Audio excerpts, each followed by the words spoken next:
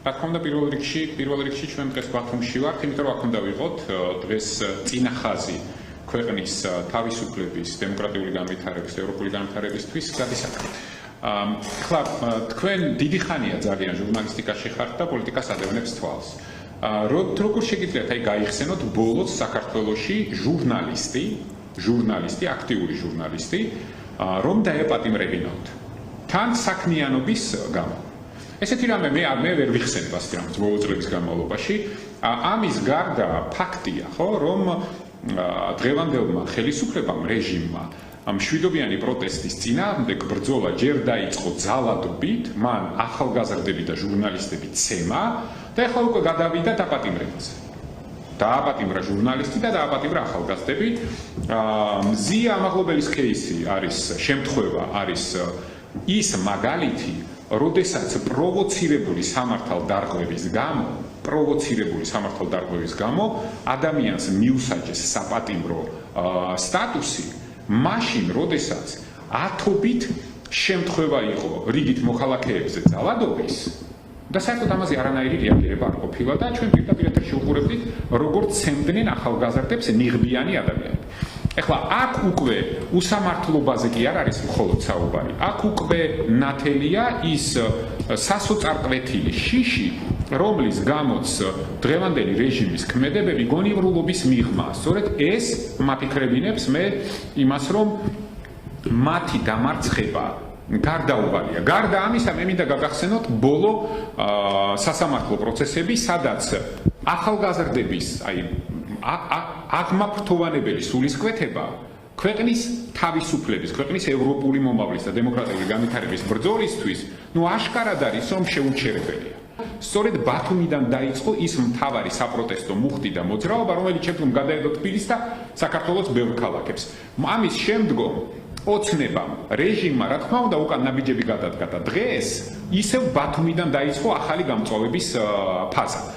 მე მინდა თითოეულ მათგანს, ყველა იმ ადამიანს, პირველ რიგში, რომლებიც არიან დაპატიმრებული და პირველ რიგში მზია ამაღლობელს სრული მხარდაჭერა და სოლიდარობა გამოუცხადო რამე თუ ეს არის ის წითელი ხაზი, რომლის იქითაც ჩვენ არანაირი დათმობის შესაძლებლობა და რესურსი არ გვაქვს. იმიტომ რომ თუ ახალგაზრდები, რომლებიც წინა ხაზზე იბრძვიან, მათ ქმედებებს, მათ ბრძოლას არ გააშუქებს თავისუფალი და დამოუკიდებელი ჟურნალისტიკა, ჩვენ უბრალოდ აღმოჩნდებით იმ პროპაგანდისტული დეზინფორმაციის ქვეშ, რომლის საშუალებითაც ოცნებამ გააყალბა არჩევნები და რომლის საშუალებითაც ამოყირავებულ რეალობაში გვაცხოვრებს, სადაც მეგობრებს ეძახის მტრებს, ქვეყნის ღალატს ეძახის ღირსებას, სადაც სანქციებს ეძახის ჯილდოს, სადაც ადამიანებზე ძალადობას აჯილდოვებს, აწინაურებს და კიდე წახალისებას უკეთებს. ამიტომ ყველას უნდა გვესმოდეს, რომ ეს არ არის მხოლოდ ჟურნალისტების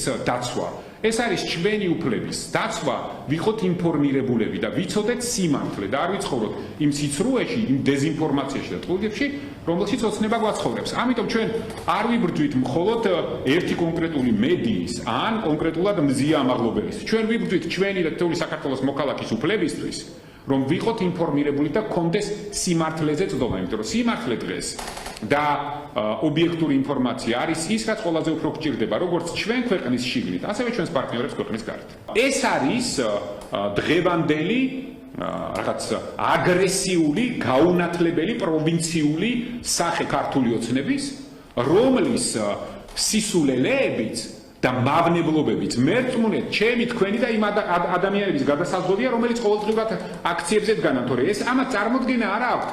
რას აკეთებენ, როგორ აკეთებენ, მათი მამოძრავებელი мотиваცია რა არის, ხო, გასაგებია, ხო? ფული, კომფორტი, ეს საშინელი ქცევა, ეს რაღაც ეგოცენტრული, რაღაც მანიაკალური გამოხტომები. ამიტომ ყველას კარგად უნდა გვესმოდეს, რომ ეს არის ჩემი მთავარი მესიჯი, ყველას კარგად უნდა გვესმოდეს, რომ პროტესტის პასუხისმგებლობა ქვეყნის, სახელმწიფოს, ახალგაზრდების და ჩვენი მომავლის წინაშე ბევრად უფრო დიდია, ბევრად უფრო მაღალია და ამ პროტესტს აქვს ამის უნარი, რომ ეს პასუხისმგებლობა აიღოს და მართოს და იმათ, ვინც ქვეყნის გარეთ მუშტიკრივი ძალადობით და ქვეყნის შიგნით კიდე უდანაშაულო ჟურნალისტების დაპატიმრებით დაპატიმრებით ცდილობენ ფონს გავიდნენ და ძალაუფლება შეინარჩუნონ, ეხლა ხო ხდებით რომ მათთვის არც თმენის ვალდებულება არაფერს არ ნიშნავს, არც სახელმწიფო ინტერესები არაფერს არ ნიშნავს, არაფერი არაფერს არ ნიშნავს. და ეს სრული დეგრადირება სასამართლო სისტემის ხდება პირდაპირ ეთერში. როგორ ხდება ჩემ და სამწუხაროდ სრული დეგრადირება და სახის დაკარგვა საპოლიციო სისტემის, რომელიც ჩვენ ასევე ვიხილეთ გუშინ და ყოველდღიურად ხედავთ ამ ნიღბების უკან დამალული ადამიანების ძალადობის და ამასთან ერთად ის რაც გუშინ ნახეთ მაგალითად მძია ამაღლობელის შემთხვევაში ადამიანი მიიყვანეს რიგითი პოლიციელები დღეს სასამართლო პროცესზე, რომლებმაც მიცეს ჩვენება მაშინ, როდესაც ადამიანები, რომლებიც იქ უნდა იყვნენ, მათი ხელმძღვანელები ისინი ყველანი დამალულები არიან. ის როგორ ხდება სრული დეგრადაცია საპროკურორო სისტემის. როდესაც აი მე დღეს უყურებდი სასამართლო პროცესზე ბათუმის ერთ-ერთი პროკურორის გამოსვლას და შემდგომ მის კომუნიკაციას ჟურნალისტებთან, ეს წარმოუდგენელი მეას ადამიანები უბრალოდ ყველაფერთან ერთად გულწრფელად მეწოდება, იმიტომ რომ ისინი უბრალოდ არიან მძევლები იმ სისტემის, რომელიც სამწუხაროდ თვითონვე შექმნეს, მაგრამ ამასთან ერთად უნდა გვესმოდეს, რომ ფაქტობრივად ხდება სრული დეგრადაცია სახელმწიფო სხეულის. ამის შემდგომ ივანიშვილს მძევლად ყავს აყვანილი ოცნების მხარდამჭერებიც და ის ადამიანები, რომლებიც დარჩნენ თავისუფლად მოაზროვნე, კრიტიკულად მოაზროვნე, ბრძოლის უნარიანი, რომლებიც ფაქტობრივად დღეს იცავენ ქვეყნის მომავალს, ქვეყნის დღევანდეობას, თავისუფლებას და დემოკრატიას, ეხლა ცდილობს მათ მძევლადაც აყვანას, ოღონდ ძალადობით და მათი დაპატიმრებით. საბოლოო ჯამში მე უბრალოდ დარწმუნებული ვარ, რომ ეს ყველაფერი კეთდება იმისთვის, რომ შემდგომ სარფიანად იბაჭროს, უბრალოდ აი ხარბი ადამიანის პოზიციიდან სარფიანად იბაჭროს იმისთვის, რომ ეს კორუმპირებული მოპარული ფული, რაღაც პირადი ინტერესები, ეს ყველაფერი დაიცვა. საბოლოო ჯამში ჩვენ ყველას კარგად უნდა გვესმოდეს, რომ ჩვენ აღარ გვაქვს უკვე დასათმობი არც ერთი სიმაღლე. იმიტომ რომ ჩვენ თუ ჩვენი ახალგაზრდების ჯანმრთელობა, მათი თავისუფლება, მათი კრიტიკული აზროვნების უფლება, მათი არჩევანის უფლება, ჩვენი თავისუფალი დამოუკიდებელი მედიის უფლება გააშუქონ რეალობა ისე როგორიც არის. ეს ყველაფერი დავთმეთ, მაშინ გამოდის რომ ჩვენ საზოგადოება აღარა ვართ. ჩვენ უბრალოდ სწორი და ინფორმირებული არჩევანის გაკეთების შესაძლებლობა არ გვექნება.